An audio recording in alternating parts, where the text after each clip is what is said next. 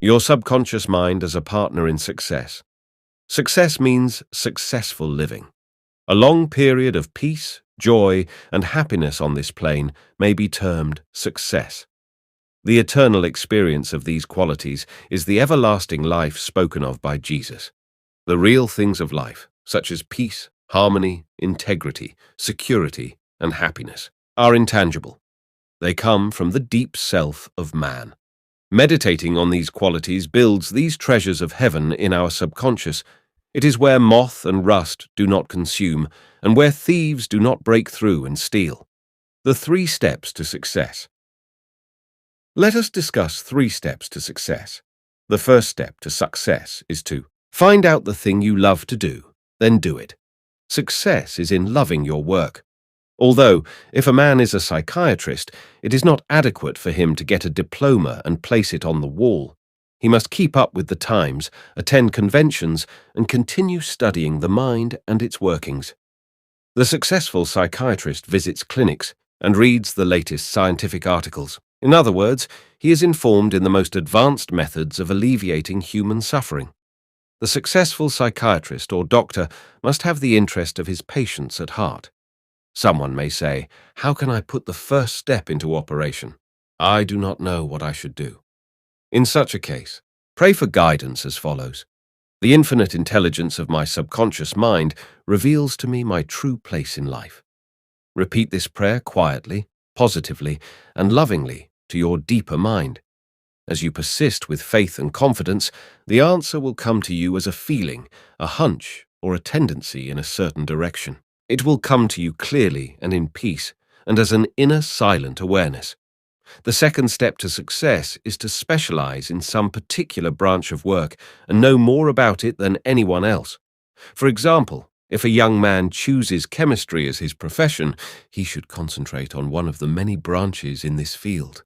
He should give all of his time and attention to his chosen specialty. He should become sufficiently enthusiastic to try to know all there is available about his field.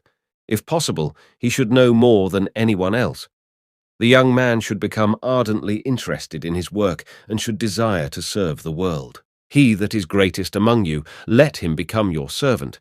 There is a great contrast in this attitude of mind in comparison to that of the man who only wants to make a living or just get by. Getting by is not true success. Man's motive must be greater, nobler, and more altruistic. He must serve others, thereby casting his bread upon the waters. The third step is the most important one. You must be sure that the thing you want to do does not read down to your success only. Your desire must not be selfish, it must benefit humanity. The path of a complete circuit must be formed. In other words, your idea must go forth with the purpose of blessing or serving the world. It will then come back to you pressed down, shaken together, and running over. If it is to benefit yourself exclusively, the circle or complete circuit is not formed, and you may experience a short circuit in your life which may consist of limitation or sickness.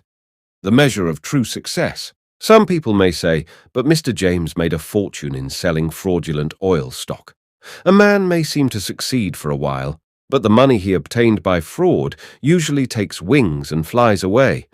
When we rob from another, we rob from ourselves, because we are in a mood of lack and limitation which may manifest itself in our body, home life, and affairs. What we think and feel, we create. We create what we believe. Even though a man may have accumulated a fortune fraudulently, he is not successful. There is no success without peace of mind. What good is man's accumulated wealth if he cannot sleep nights, is sick, or has a guilt complex? I knew a man in London who told me of his exploits. He had been a professional pickpocket and had amassed a large amount of money. He had a summer home in France and lived in a royal fashion in England.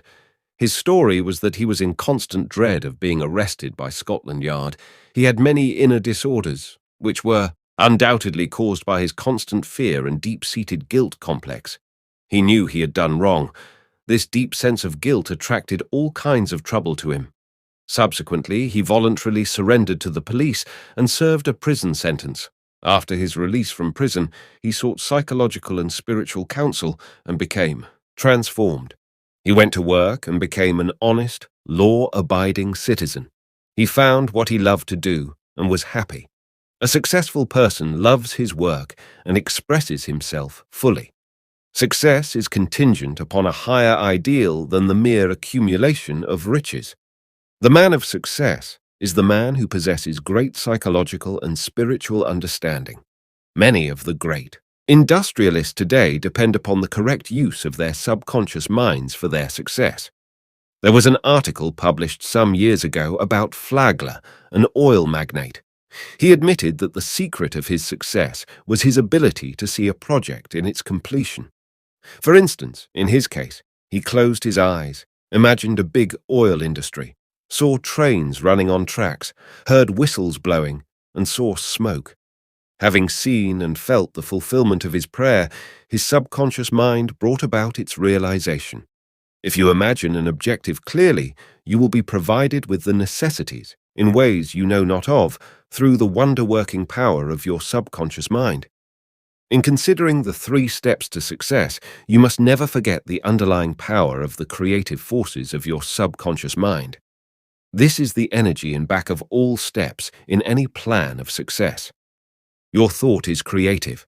Thought fused with feeling becomes a subjective faith or belief, and according to your belief, is it done unto you.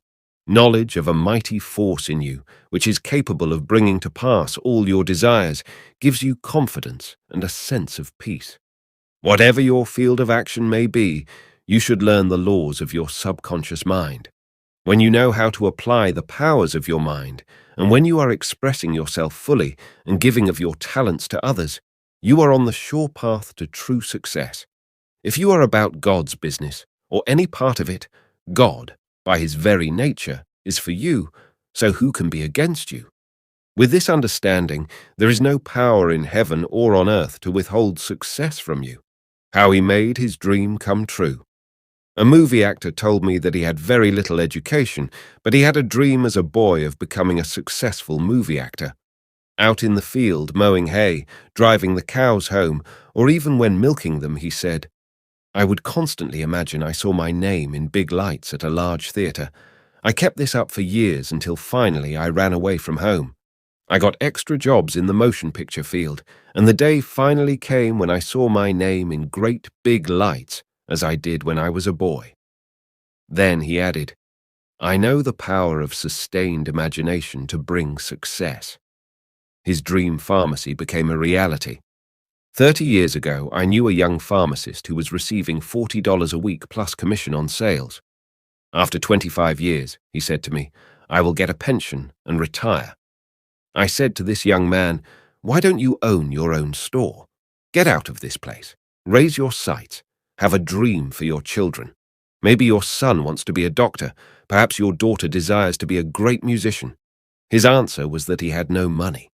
He began to awaken to the fact that whatever he could conceive as true, he could give conception.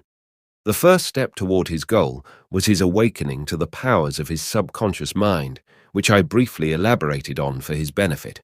His second step was his realization that if he could succeed in conveying an idea to his subconscious mind, the latter would somehow bring it to pass. He began to imagine that he was in his own store. He mentally arranged the bottles, dispensed prescriptions, and imagined several clerks in the store waiting on customers. He also visualized a big bank balance. Mentally, he worked in that imaginary store. Like a good actor, he lived the role. Act as though I am, and I will be. This pharmacist put himself wholeheartedly into the act, living, moving, and acting on the assumption that he owned the store. The sequel was interesting. He was discharged from his position. He found new employment with a large chain store, became manager, and later on, district manager.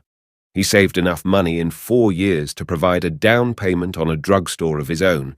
He called it his dream pharmacy. It was, he said, exactly the store I saw in my imagination. He became a recognized success in his chosen field and was happy doing what he loved to do. Using the subconscious mind in business. Some years ago, I gave a lecture to a group of businessmen on the powers of imagination and the subconscious mind. In this lecture, I pointed out how Goethe used his imagination wisely when confronted with difficulties and predicaments. His biographers point out that he was accustomed to fill many hours quietly holding imaginary conversations. It is well known that his custom was to imagine one of his friends before him in a chair answering him in the right way. In other words, if he were concerned over any problems, he imagined his friend giving him the right or appropriate answer, accompanied with the usual gestures and tonal qualities of the voice, and he made the entire imaginary scene as real and as vivid as possible. One of the men present at this lecture was a young stockbroker. He proceeded to adopt the technique of Goethe. He began to have mental, imaginary conversations with a multimillionaire banker friend of his who used to congratulate him on his wise and sound judgment and compliment him on his purchase of the right stocks. He used to dramatize this imaginary conversation until he had psychologically fixed it as a form of belief in his mind. This broker's inner talking and controlled imagination certainly agreed with his aim, which was to make sound investments for his clients. His main purpose in life was to make money for his clients and to see them prosper financially by his wise counsel. He's still using his subconscious mind in his busyness, and he is a brilliant success in his field of endeavor. Boy of 16 years turns failure into success. A young boy who was attending high school said to me, "I am getting very poor grades. My memory is failing. I do not know what is the matter." I discovered that the only thing wrong with this boy was his attitude, which was one of indifference and resentment towards some of his teachers and fellow students. I taught him how to use his subconscious mind and how to succeed in his studies. He began to affirm certain truths several times a day, particularly at night prior to sleep, and also in the morning after awakening. These are the best times to impregnate the subconscious mind. He affirmed as follows: "I realize that my subconscious mind is a storehouse of memory. It retains everything I read and hear from my teachers. I have a perfect memory, and the infinite intelligence in my subconscious mind constantly reveals to me everything I need to know at all my examinations, whether written or oral. I radiate love and goodwill to all my teachers and fellow students. I sincerely wish for them success and all good things. This young man is now enjoying a greater freedom than he has ever known. He is now receiving all A's. He constantly imagines the teachers and his mother congratulating him on his success in his studies, how to become successful in buying and selling. In buying and selling, remember that your conscious mind is the starter and your subconscious mind is the motor. You must start the motor to enable it to perform its work. Your conscious mind is the dynamo that awakens the power of your subconscious mind. The first step in conveying your clarified desire, idea, or image to the deeper mind is to relax, immobilize the attention, get still, and be quiet. This quiet, relaxed, and peaceful attitude of mind prevents extraneous matter and false ideas from interfering with your mental absorption of your ideal. Furthermore, in the quiet, passive, and receptive attitude of mind, effort is reduced to a minimum. The second step is to begin to imagine the reality of that which you desire. For example, you may wish to buy a home, and in your relaxed state of mind affirm as follows: "The infinite intelligence of my subconscious mind is all-wise. It reveals to me now the ideal home, which is central, ideal, is in a lovely environment, meets with all my requirements, and is commensurate with my income. I am now turning this request over to my subconscious mind, and I know it responds according to the nature of my request. I release this request with absolute faith and confidence in the same way that a farmer deposits a seed in the ground, trusting implicitly in the laws of growth. The answer to your prayer may come through an advertisement in the paper, through a friend, or you may be guided directly to a particular home, which is exactly what you are seeking. There are many ways by which your prayer may be answered. The principal knowledge in which you may place your confidence is that the answer always comes, provided you trust the working of your deeper mind. You may wish to sell a home, land, or any kind of property. In private consultation with real estate brokers, I have told them of the way I sold my own home on Orlando Avenue in Los Angeles. Many of them have applied the technique I used with remarkable and speedy results. I placed a sign which read, "For sale by owner," in the garden in front of my home. The day after, I said to myself as I was going to sleep, "Supposing you sold your house, what would you do?" I answered my own question, and I said, I would take that sign down and throw it into the garage. In my imagination, I took hold of the sign, pulled it up from the ground, placed it on my shoulder, went to the garage, threw it on the floor, and said jokingly to the sign, "I don't need you anymore." I felt the inner satisfaction of it all, realizing it was finished. The next day, a man gave me a deposit of $1,000 and said to me, "Take your sign down. We will go into escrow now." Immediately, I pulled the sign up and took it to the garage. The outer action conformed to the inner. There is nothing new about this. As within, so without, meaning according to the image impressed on your subconscious mind, so it is on the objective screen of your life. The outside mirrors the inside. External action follows internal action. Here is another very popular method used in selling homes, land, or any kind of property. Affirm slowly, quietly, and feelingly as follows. Infinite intelligence attracts to me the buyer for this home who wants it and who prospers in it. This buyer is being sent to me by the creative intelligence of my subconscious mind, which makes no mistakes. This buyer may look at many other homes, but mine is the only one he wants and will buy, because he is guided by the infinite intelligence within him. I know the buyer is right, the time is right, and the price is right. Everything about it is right. The deeper currents of my subconscious mind are now in operation, bringing both of us together in divine order. I know that it is so.